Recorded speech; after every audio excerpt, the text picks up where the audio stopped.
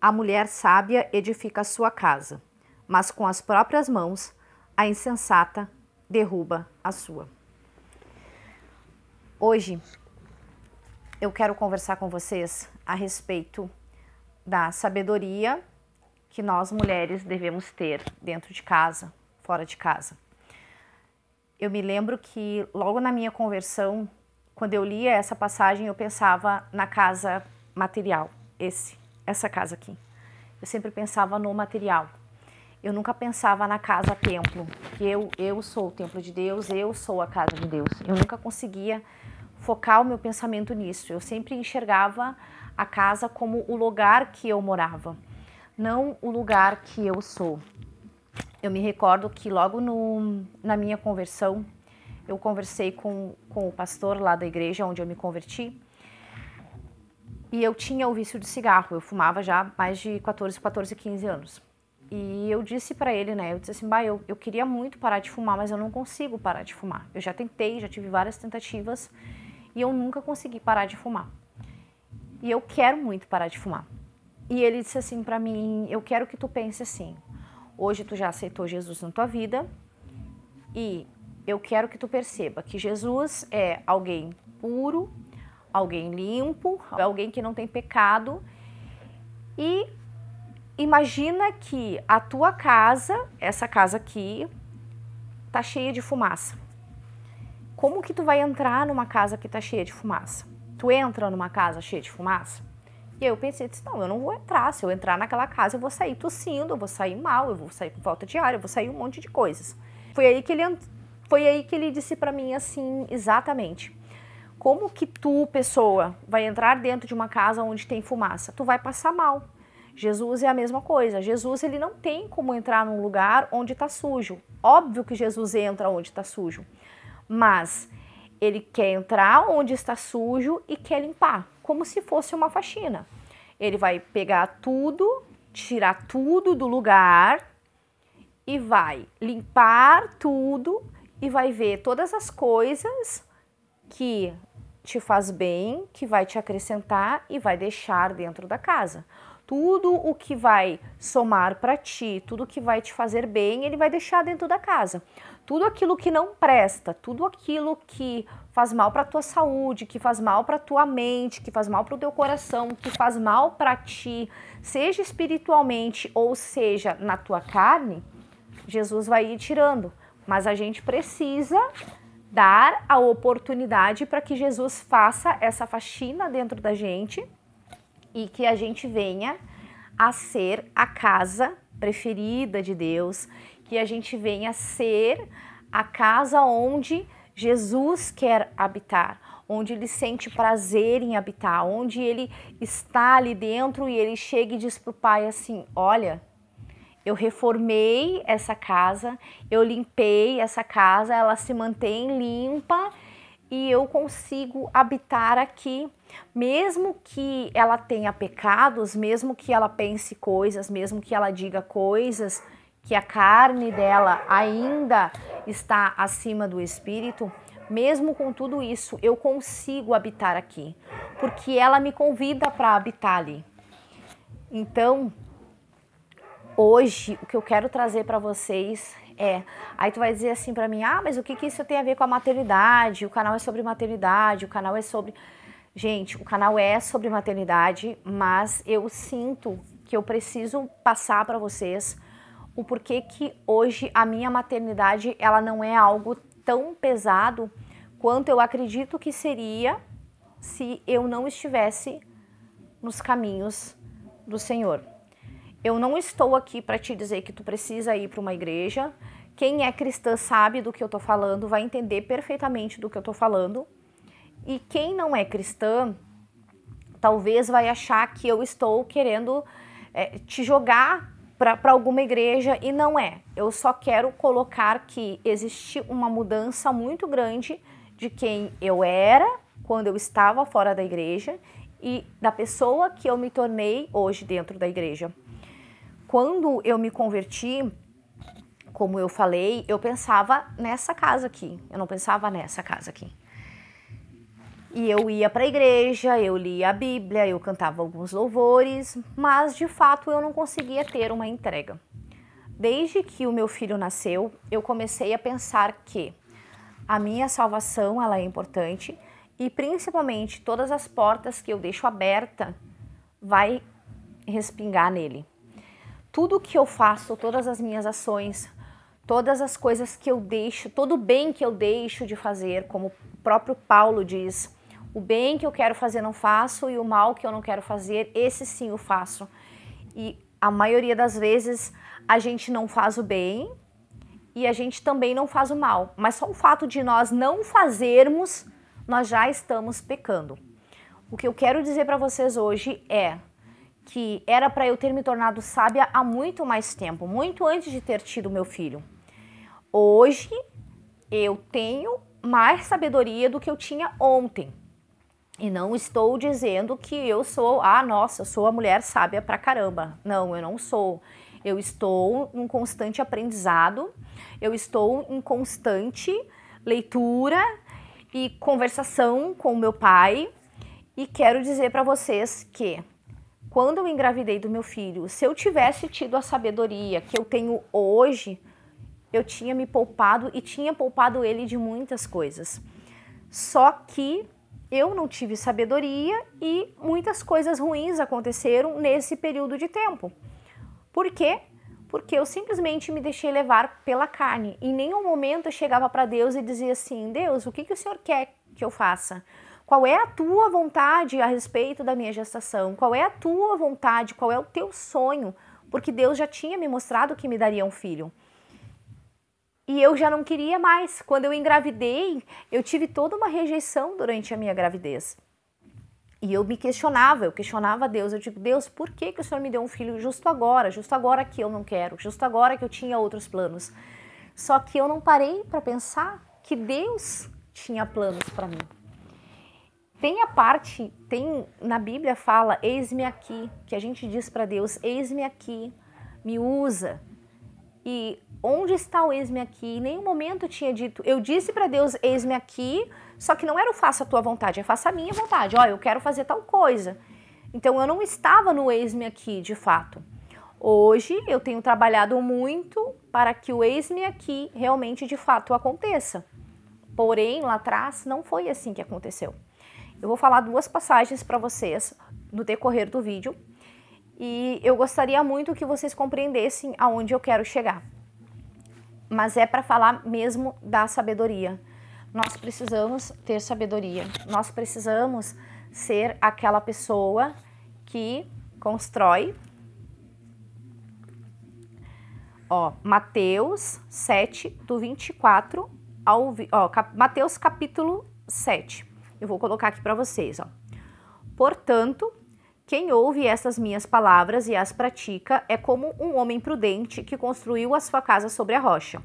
Caiu a chuva, transbordaram os rios, sopraram os ventos e deram contra aquela casa e ela não caiu, porque tinha seus alicerces na rocha, que é Cristo. Mas quem ouve estas minhas palavras e não as pratica é como um insensato que construiu a sua casa sobre areia. Caiu a chuva, transbordaram os rios, sopraram os ventos e deram contra aquela casa e ela caiu e foi grande sua queda. Aqui é o 27. Eu fui essa casa construída sobre areia por muitos anos. Eu me converti em 2014 e por muitos anos eu construí a minha casa sobre areia. Eu vou trazer essa história para uma história infantil. Sabe aquela historinha que tem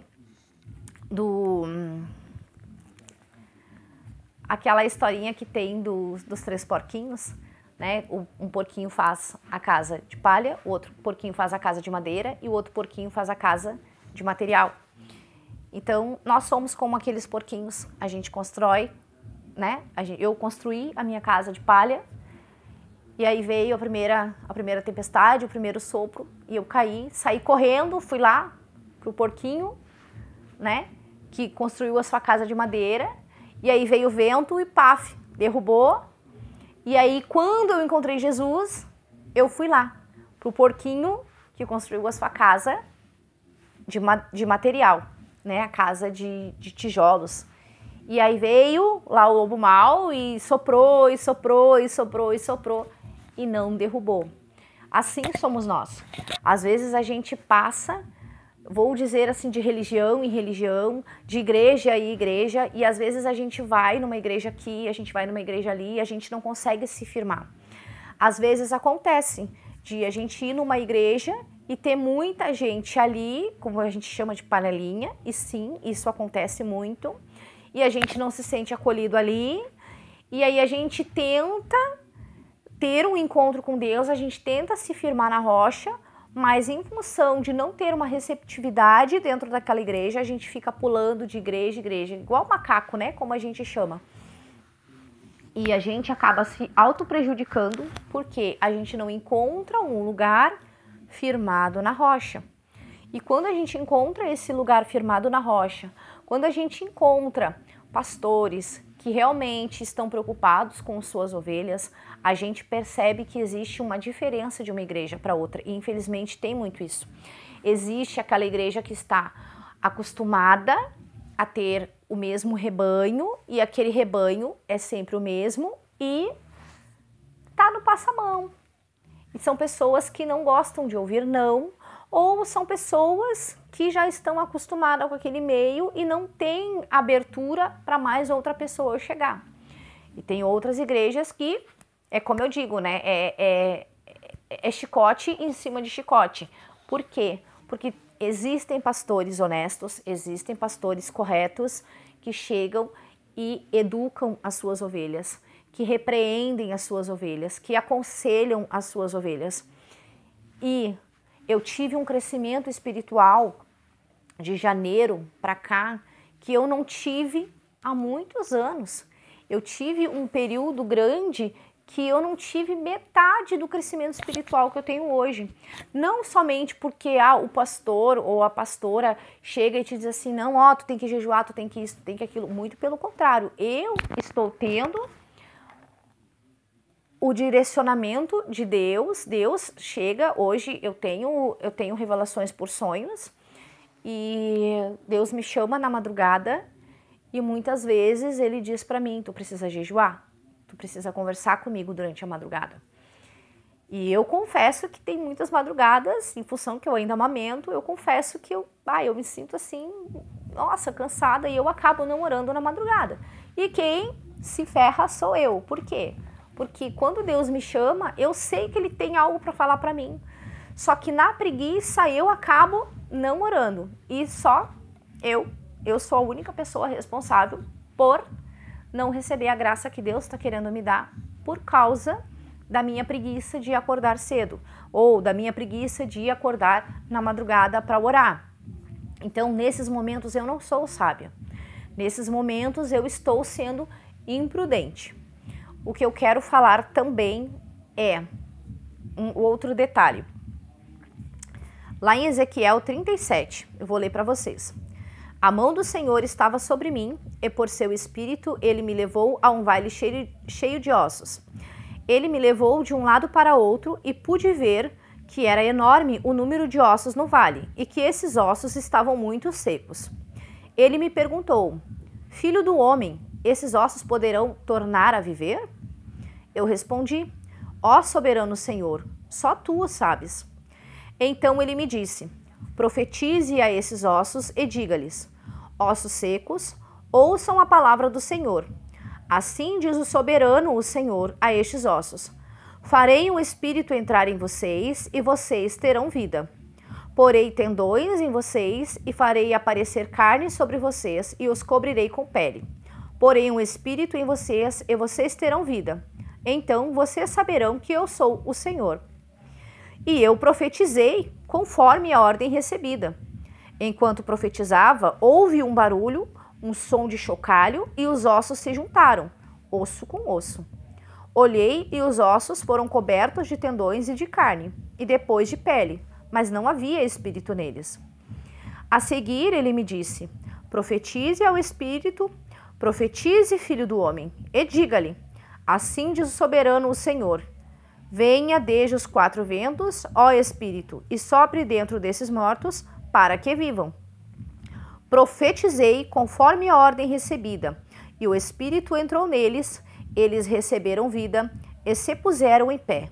Era um exército enorme. Aqui, quem conhece essa passagem, sabe que Deus levou Ezequiel até um vale onde tinha milhares de ossos secos. E assim somos nós. Às vezes nós somos esse vale. Às vezes a gente está aqui respirando, fazendo um monte de coisas e torno a falar que nós estamos aqui respirando, somos carne e somos esse vale de ossos secos, como a mulher que não é sábia e derruba a sua casa. Eu quero fazer uma comparação desse vale de ossos secos com a mulher que não é sábia, justamente por causa disso. Porque quando a gente tem sabedoria, quando Deus consegue penetrar o nosso íntimo, quando a gente consegue ter uma afinidade com o Pai, quando a gente consegue ter a sabedoria que Deus quer dar para nós, a gente consegue perceber que esse vale vai estar sempre ali na frente. E nós precisamos profetizar sobre a nossa vida, nós precisamos profetizar sobre a vida dos nossos filhos. Às vezes a gente está numa situação que a gente pensa que não tem saída, a gente não sabe o que a gente vai fazer e de repente a gente se dá por conta que a nossa boca tem poder para exaltar e a gente tem poder para abater a partir dos nossos lábios. Deus deu poder para nós profetizarmos coisas boas e coisas ruins. Então, eu não sei o que tu está passando na tua vida, eu não sei o que tu está passando no teu casamento, com os teus filhos, com a tua casa, com o teu emprego, seja lá qual é o setor da tua vida. Mas a dica hoje da mulher sábia é: profetiza sobre o vale de ossos secos que está na tua vida. Profetiza a graça que tu quer receber de Deus. Ai, Gabi, mas eu não vou na igreja, eu não sou evangélica. Não tem problema. Você não precisa ser evangélica para profetizar coisas boas para a tua vida, para a tua família, para os teus filhos. Ah, meu casamento tá horrível. Não tem problema. Profetiza que o teu casamento é abençoado. Profetiza que o pai dos teus filhos é uma pessoa abençoada. Profetiza que o teu trabalho é abençoado. Ah, mas o meu trabalho não é abençoado. Profetiza que o teu trabalho é abençoado.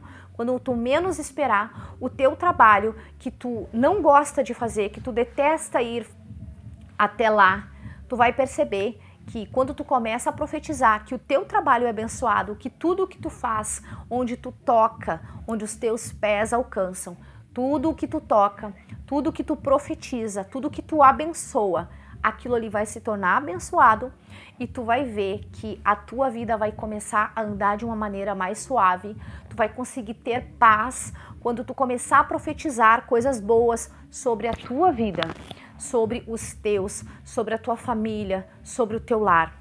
Se tu tem problema com o teu casamento e às vezes tu vê assim que o teu marido chega e aí tu já cria ranço do cara, eu vou te dizer uma coisa assim: presta bem atenção quando o teu esposo chega em casa, como que tu recebe ele.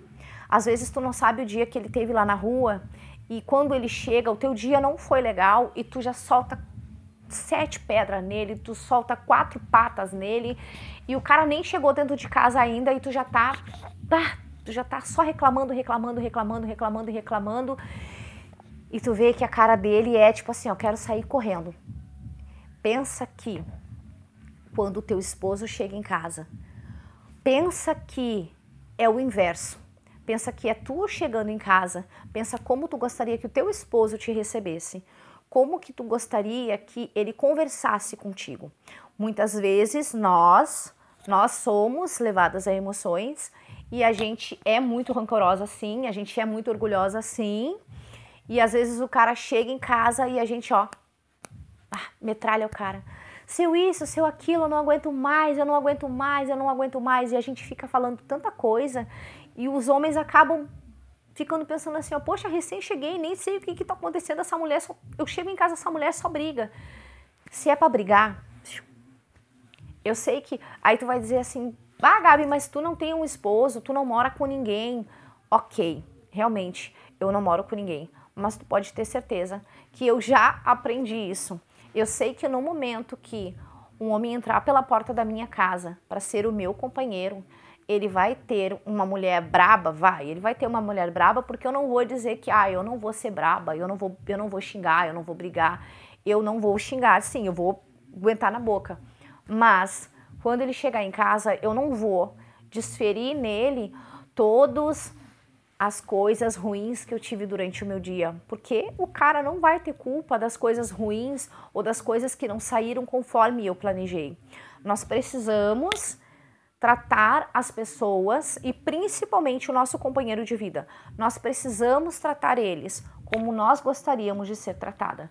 A gente não quer que ele chegue e venha desferir palavrões para nós, que ele venha agredir a gente com palavras. A gente quer que eles nos tratem com respeito, com carinho, que a gente merece, porque nós somos princesas. Então, sim, nós devemos tratar eles com respeito também. A gente precisa dar para poder receber. E tem uma passagem, tem uma mulher que fala bem assim, que ela não perdoa porque ela é boazinha, ela perdoa porque ela é inteligente. Então, usa a tua inteligência de mulher sábia e começa a proferir coisas boas dentro do teu lar. Eu sei que quando a gente é mãe, a gente tem um dia muito corrido, as crianças enlouquecem a mente da gente, e quando a gente vê, a gente já tá lá embaixo de maus lençóis. Mas, se tu puder, ao acordar, consagrar o teu dia ao Senhor, pedir a Deus que o dia transcorra conforme a vontade dEle. Se tu vê que o dia está agitado demais, tenta dar uma paradinha e pede para que Deus venha e tome a frente do dia novamente, para que as coisas andem de acordo com a vontade dEle e não de acordo com a nossa vontade, porque a vontade dEle é boa, perfeita e agradável.